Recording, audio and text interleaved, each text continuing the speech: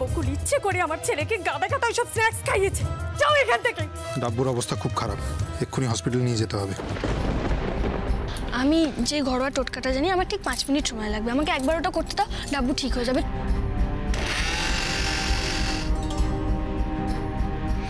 এত বড় সাহস তোমার, তুমি এটা ওকে খাইয়ে দিলে? ডাব্বুর যদি কিছু হয় আমি তোমাকে শেষ করে দেবো বকুল। ডাব্বু চোখ খুলছে। ওস্তাদ,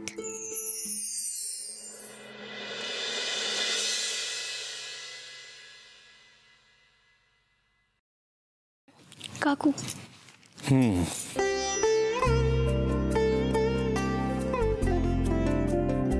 দাও ছোট পিতা, আমায় দাও।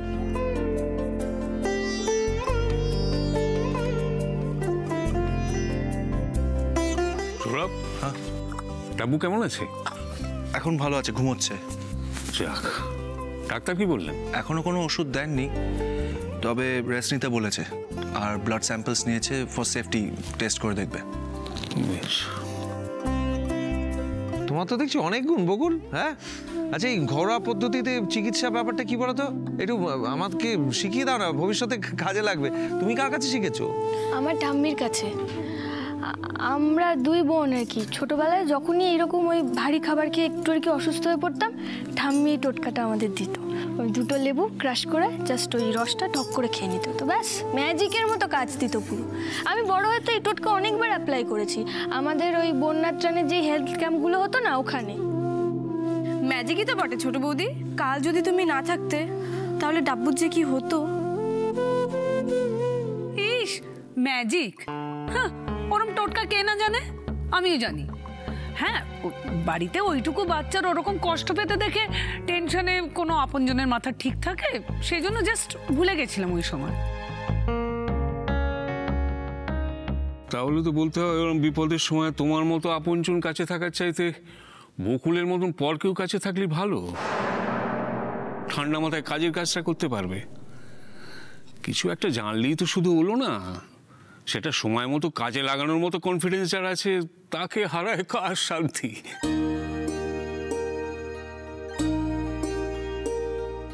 আচ্ছা বাবা, তুমি বলেছিলে না বকুল খুব ভালো খেলে? হ্যাঁ, আমি নিজের চোখে দেখেছি। ওই ডাব্বুর ভাষা একেবারে কোহলির মতো ক্যাচ ধরে, আর আমি দেখেছি ধোনির মতো ব্যাট চালায়। আরে ভালো খেলোয়াড় বলেই না এত কনফিডেন্স।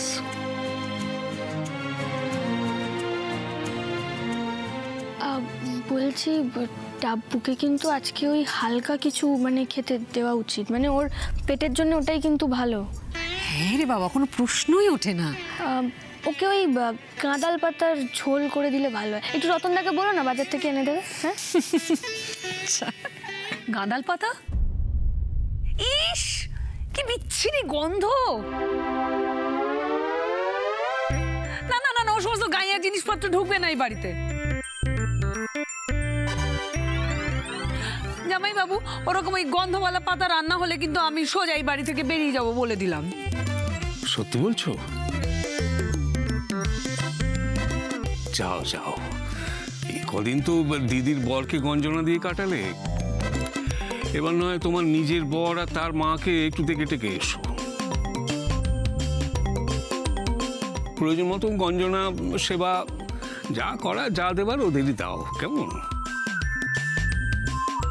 আর তুমি কদিনে না থাকলে আরো কিছু প্রাণী অন্তত রক্ষে পাবে। মানে আমি পাড়ার ওই কাকচিলের কথা বলছি আর কি। তারা তো এই কদিন বাস্তু হারা হয়েছে। কি যে বলেন না জামাই বাবু, আপনিও সত্যি খুবই আর কি করেন।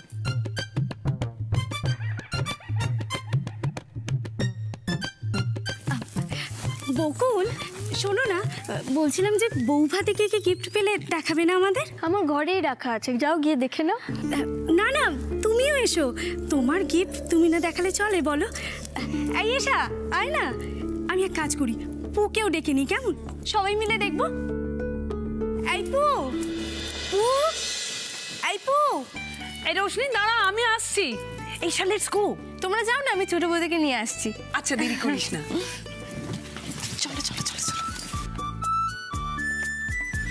কাকিমণি, আমি আজকেই অফিস যাব, একটু খাবারটা বেড়ে দাও না, আমি রেডি হচ্ছি।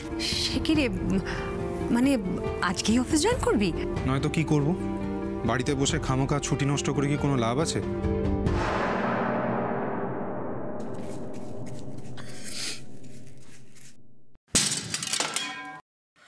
উফ বাবা, এই মেয়েটাকে নিয়ে আমি আর পারবো না। কাজটা আবার ভাঙলি বকুল।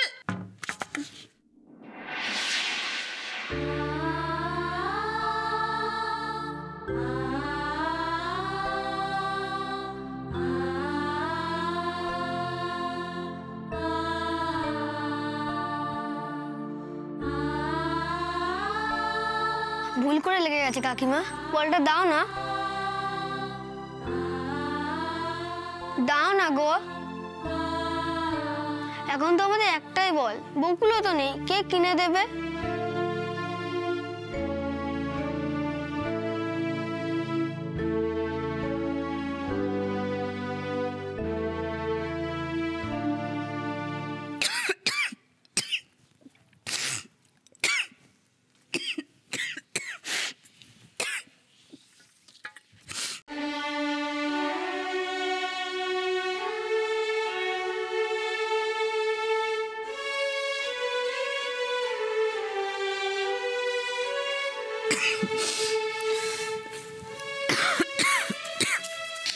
বকুলের কথা এখনো ভুলতে পারছো না তো?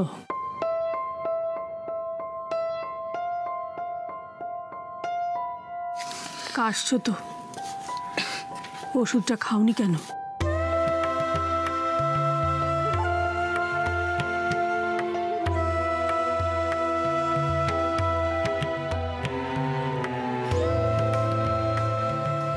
লাগবে না,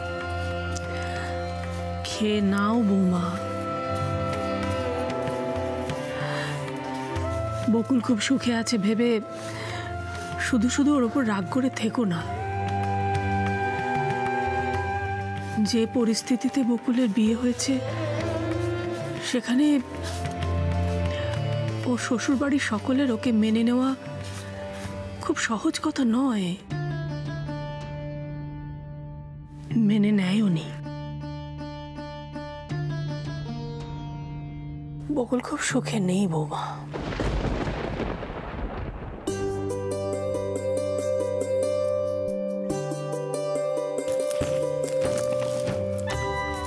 ওয়াও, এইটা কি দারুণ! দেখো, ডাবল বেডশিট মনে হচ্ছে। ভালোই হলো, এটা তোর আর বকুলের বিছানায় পাতা হবে। ওকে, খুশি তো? তোমরা দেখো এসব, আমার দেরি হচ্ছে, বেরোতে হবে, স্নানে যাচ্ছি আমি।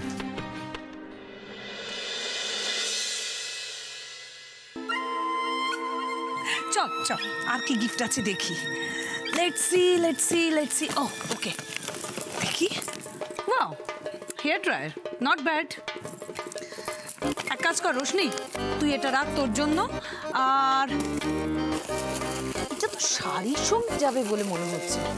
হ্যাঁ, এই পার্স তো শাড়ির সঙ্গেই ভালো মানায়।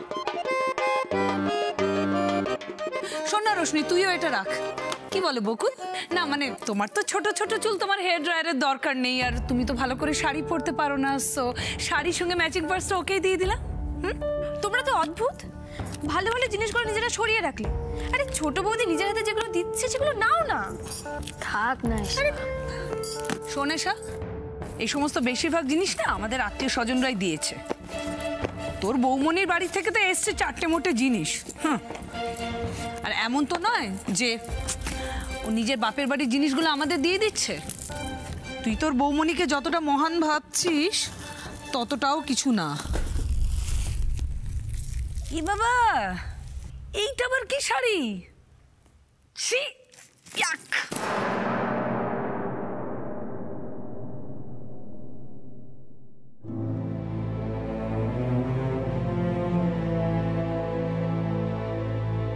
এই শাড়িটা তো আমার মায়ের।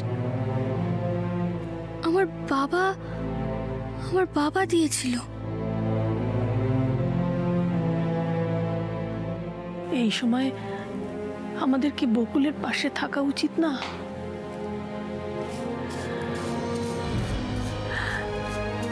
বলো, আমি কি কিছু ভুল বলছি?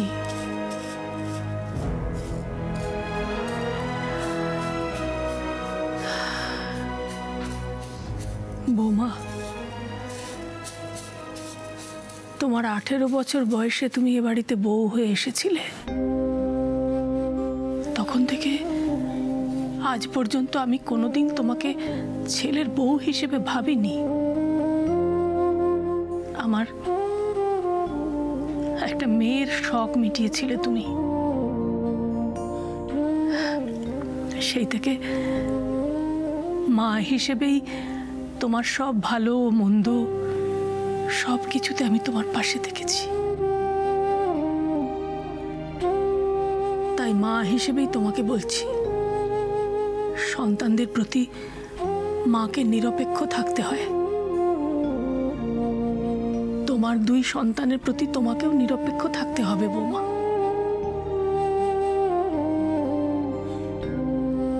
চিঠির কথাটা মন থেকে সরিয়ে ফেলো। অন্তত যতক্ষণ না বকুলের বিরুদ্ধে আরো কোনো প্রমাণ পাও, ততক্ষণ অবধি আমাদের বকুলের পাশে থাকা উচিত বৌমা। অন্তত অন্তত একবার তুমি বকুলের সঙ্গে ফোনে হলেও কথা বলো।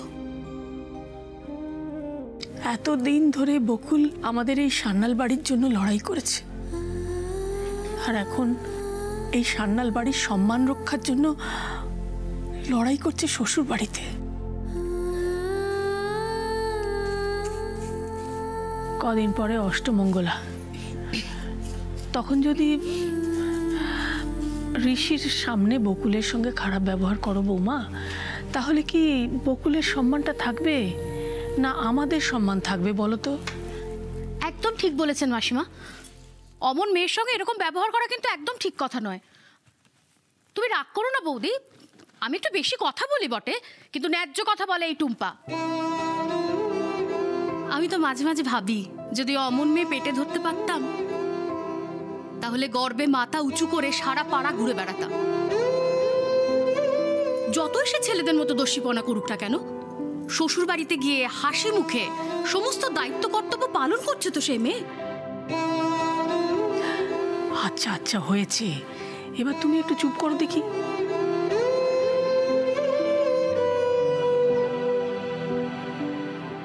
বৌমা, আমার কথা অগ্রাহ্য করো না।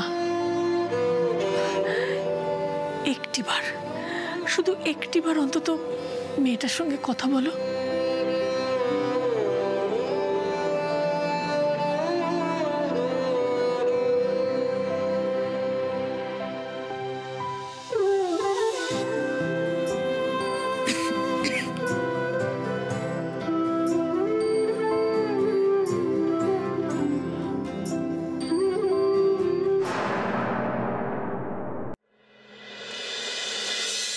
গিফট হলো?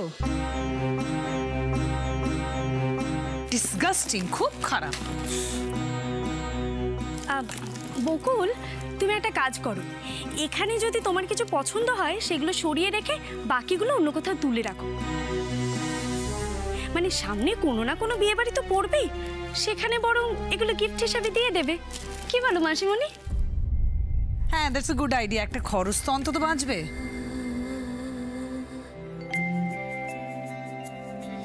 এই গিফটগুলো তো কেউ আমাকে ভালোবেসে তাদের সাধ্যমতো আমাকে দিয়েছে।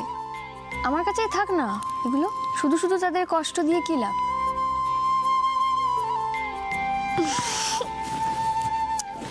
তুমি খুব ভালো ছোট বৌদি, খুব মিষ্টি।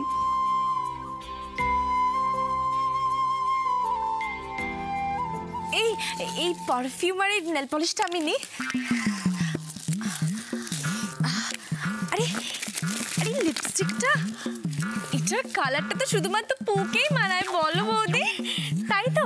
তুমি এবার ঠোঁটে দিয়ে দেখো না। পূজা, এগুলো কিন্তু ছোট বৌদির জিনিস। ছোট বৌদি যতক্ষণ না তোমায় এগুলো দিচ্ছে তুমি কিন্তু ব্যবহার করতে পারো না, নইলে কিন্তু।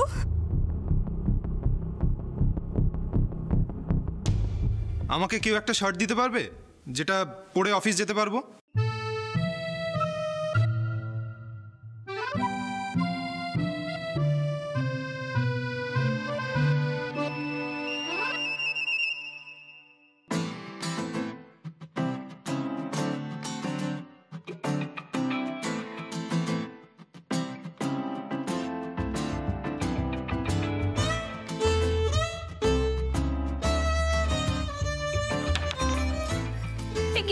কি, তুমি তো দেখছি কিছুই বোঝো না। এই রঙের শার্ট জন্মেও কোনোদিন পরবে না।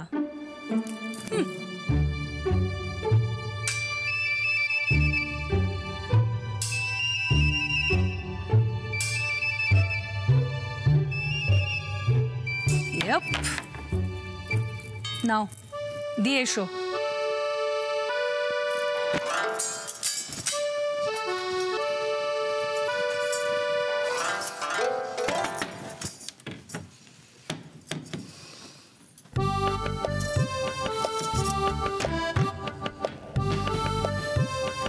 কোনটা নিল? দুটোই দিয়ে দিয়েছি।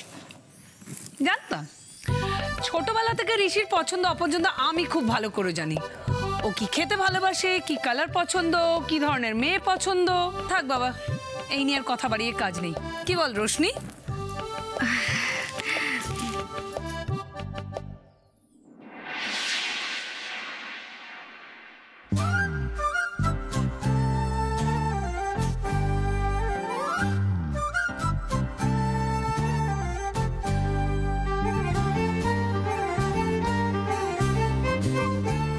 আমি জানতাম ছোট বৌদি, আমি জানতাম। কে? একবার ঘুরে দেখো।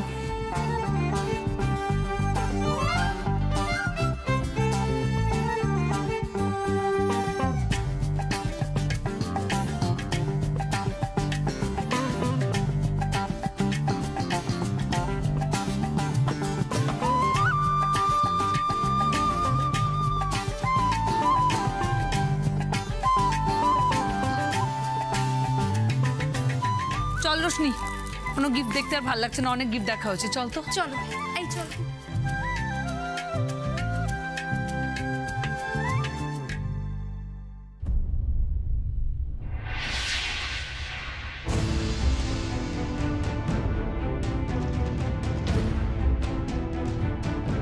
এই নীল প্যাকেট, এটাই তো ঠাম্মি আমাকে দিয়েছিল।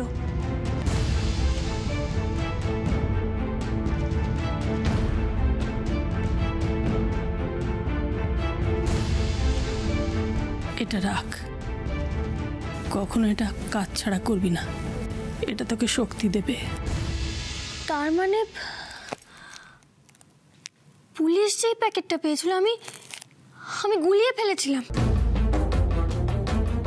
এইটা আমার প্যাকেট, এটাই তো ঠাম্মি আমাকে। কাকু,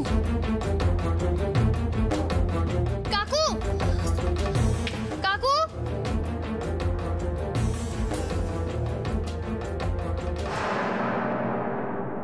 কাকু, কাকু, কাকু, আরে কি হলো? কাকু, কাকু, কাকু, কাকু, এই যে এইটা আমার ঠাম্মির দেওয়া সেই নীল প্যাকেট। আমি আমার জিনিসপত্রের মধ্যে থেকে পেলাম। ওই যে প্যাকেটটা ছিল ওটা আমার ঠাম্মি দেয়নি, আমার ঠাম্মি আমাকে এই প্যাকেটটা দিয়েছিল। এই যে। তুমি শিওর? হ্যাঁ, আমার ওই জিনিসপত্রের মধ্যে থেকে তো আমি পেলাম এখন। এই কি প্যাকেট দুটো তো একই রকম দেখতে প্রায়। হ্যাঁ, এই দেখো দেখো তো কি আছে, দেখো তো ভেতরে।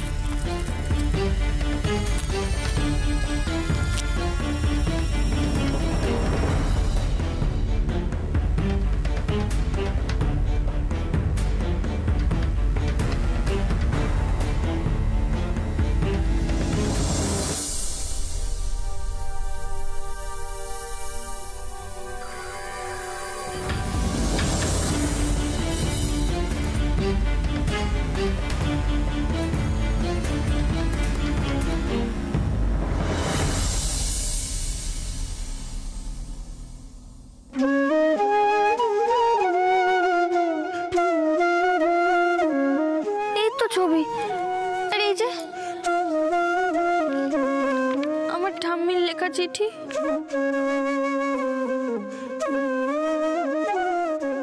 নিজেকে নির্দোষ প্রমাণ করার জন্য এটা বকুলের কোনো চাল নয় তো?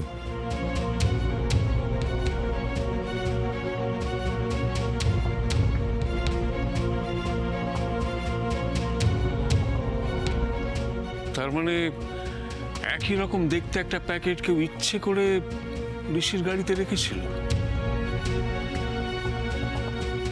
এক মিনিট, এই জিনিসপত্রগুলো এসেছে তো বরের ভাড়া গাড়িতে, ঋষির গাড়িতে তো নয়। তাহলে ঋষির গাড়িতে প্যাকেটটা এলো কি করে?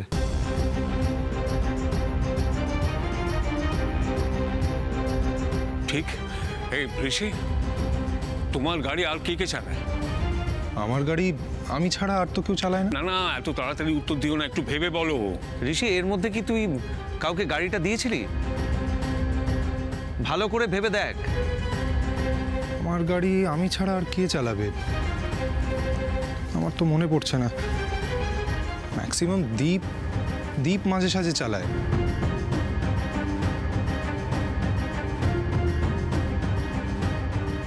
ও হ্যাঁ, মনে পড়েছে। বিয়ের দিন কুণালকে আমি গাড়িটা দিয়েছিলাম। ও মনে নেই, দীপ গিয়ে ফেরত নিয়ে এলো গাড়িটা। কুণাল? দিদির ওই বন্ধুর নামও তো কুণাল।